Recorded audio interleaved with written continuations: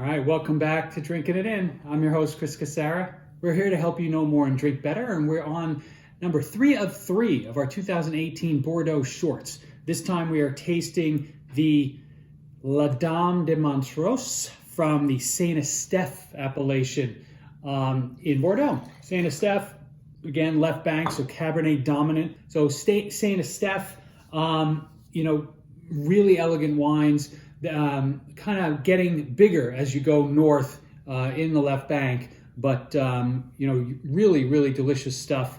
This one kind of blew my mind during the tasting, so I'm hoping it does so again. Oh yeah. Yeah, so this has got like bombastic fruit, right? So juicy. There's also a note of fresh oregano in here, which I find fascinating. This would be something that if you're a big fan of like Napa Cabernets, this would be totally up your alley. Let's see what it tastes like.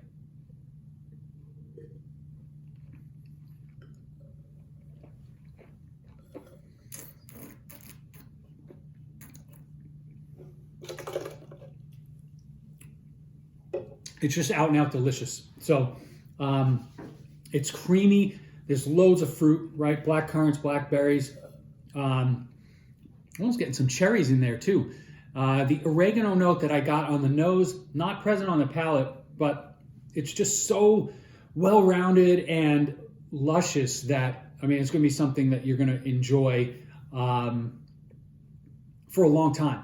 So just like I said with the last one, the Chateau Saint Pierre, is if you have the ability to get your hands on the Dame de Montrose, Saint Estephe, you should be buying it and putting it away and start drinking it maybe 8 years from now.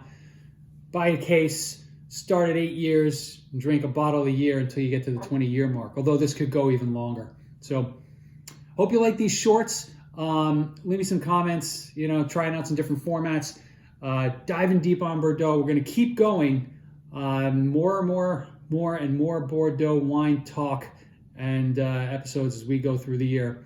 Until next time, cheers.